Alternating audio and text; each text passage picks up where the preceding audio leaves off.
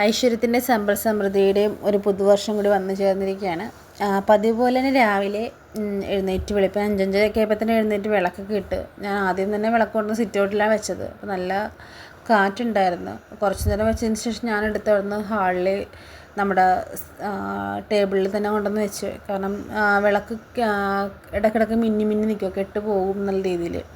അതിനുശേഷം രാവിലെ തന്നെ ചായ ഇട്ട്, പാൽ ചായ അമ്മക്കാണ്, ഞാൻ പാൽ ചായ കുടിക്കില്ല.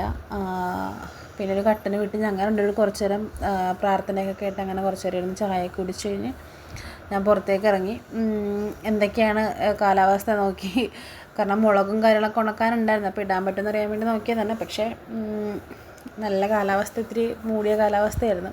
പിന്നെ അടുക്കളയിൽ കയറി രാവിലെ ഞങ്ങൾക്കിന്ന് പുട്ടായിരുന്നു, പക്ഷെ ഞങ്ങൾ കഴിച്ചില്ല. ഞങ്ങളിന്ന് അമ്പലത്തിൽ പോയിട്ട് വന്ന വഴിക്ക് അവിടെ നിന്നാണ് കഴിച്ചത്. പുട്ട് കഴിച്ചു.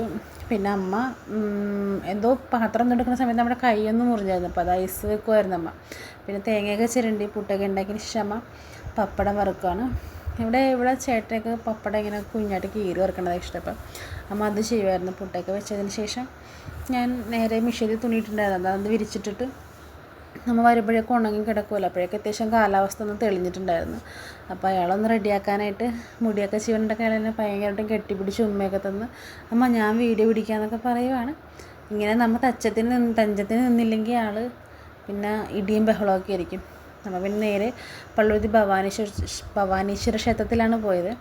അവിടുന്ന് പുഷ്പാഞ്ജലിയും കാര്യങ്ങളൊക്കെ നടത്തിയിട്ട് നമ്മൾ നേരെ ഫുഡ് കഴിക്കാം. പക്ഷേ ഇന്ന് ഭയങ്കര തിരക്കായിരുന്നു. ചിങ്ങം ഒന്നായതുകൊണ്ട് മാത്രമല്ല, ഇന്നൊരു കല്യാണം ഉണ്ടായിരുന്നു. ഭയങ്കര തിരക്കായിരുന്നു. അവിടുന്ന് നേരെ നമ്മൾ പള്ളുരുത്തിയിലൊരു കടയിൽ ചെന്ന് മസാല ദോശയും വടയും കഴിച്ചു. ഞാൻ മസാല ദോശ കഴിച്ചത്, ചേട്ടന് വട കഴിച്ചത്. കൊള്ളാട്ടത് അവിടുത്തെ വട ഒരു പ്രത്യേക സ്പെഷ്യൽ വടയാണ്, അപ്പോൾ നല്ല ടേസ്റ്റ് ഉണ്ടായിരുന്നു. അപ്പോൾ അതിനിടയ്ക്ക് ഞങ്ങൾ കുഞ്ഞു കുഞ്ഞു കോപ്രായങ്ങളൊക്കെ കൊണ്ട് ഓരോ വീഡിയോസൊക്കെ ഞങ്ങൾ കവറപ്പ് ചെയ്യുവാണ്. പിന്നെ അവിടെ നിന്ന് ഇറങ്ങിയപ്പോൾ തന്നെ ആൾ പറഞ്ഞിട്ടുണ്ടായിരുന്നു വണ്ടി മേടിക്കണമെന്നും പറഞ്ഞ്. ഞങ്ങൾക്കൊരു വണ്ടിയും മേടിച്ച് ചേട്ടൻ്റെ ഷർട്ട് എടുക്കണമായിരുന്നു. ആ ഷർട്ടും എടുത്ത് ഞങ്ങൾ നേരെ വീട്ടിലേക്ക് പോരുക. ഇന്ന് ഉച്ചയ്ക്ക് ഞങ്ങൾക്കൊരു പരിപാടി ഉണ്ടായിരുന്നു, നെയിമിങ് സെറമണി. അപ്പോൾ അതിന് ഞങ്ങൾ പോയി. ഞാനും അമ്മയും കുഞ്ഞുമായിട്ടാണ് പോയത്. അത്യാവശ്യം നല്ല ഹെവി ഫുഡൊക്കെ ആയിരുന്നു. രാവിലെ ചെന്നപ്പോൾ തന്നെ വെൽക്കം ഡ്രിങ്കും കേക്കും കാര്യങ്ങളൊക്കെ ഉണ്ടായിരുന്നു. ഞാനാണെങ്കിൽ ഉച്ചയ്ക്ക് ഇത് കഴിച്ചപ്പോൾ തന്നെ എൻ്റെ വയറ് ഫില്ലായി. ഞാനപ്പോൾ വേറൊന്നും കഴിച്ചില്ല. അതും കഴിഞ്ഞ് വന്നപ്പോഴേക്കും ആൾ ഭയങ്കര കരച്ചില്ല, പാർക്കിൽ പോകണമെന്ന്. അപ്പോൾ പുറത്തെ കാലാവസ്ഥയാണെങ്കിൽ നല്ല കാറ്റും മഴ, എന്നിട്ട് അയാൾ ഭയങ്കര കരച്ചില്ല. പിന്നെ കിടത്തി ഉറക്കിയിട്ട് ഞാൻ കുറച്ച് നേരം വീഡിയോസൊക്കെ കണ്ട് അങ്ങനെ കിടക്കും. എഴുന്നേറ്റ് കഴിയുമ്പോൾ എങ്ങനെയാണെന്ന് അറിയില്ലല്ലോ. പിന്നെ എഴുന്നേറ്റപ്പോൾ വലിയ കുഴപ്പമൊന്നും ഉണ്ടായില്ല. പിന്നെ ചായയൊക്കെ ഇട്ടിട്ട് എല്ലാവരും വൈകുന്നേരം ചായയൊക്കെ കുടിച്ച്, ആ ചായ കുടിച്ച് കഴിഞ്ഞപ്പോൾ തന്നെ അത്യാവശ്യം എല്ലാവരും വയറൊക്കെ ഫില്ലായിട്ടുണ്ടായിരുന്നു.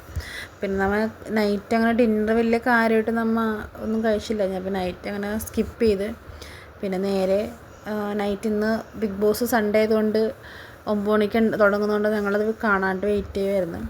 9 മണിക്കത്തെ ഷോയും കണ്ട് ലൈവും കണ്ട് കുറച്ച് നേരം ഞങ്ങൾ കിടന്നുറങ്ങി. അപ്പോൾ ഇത്രയേ ഉള്ളൂ ഇന്നത്തേക്ക്. Love you and by.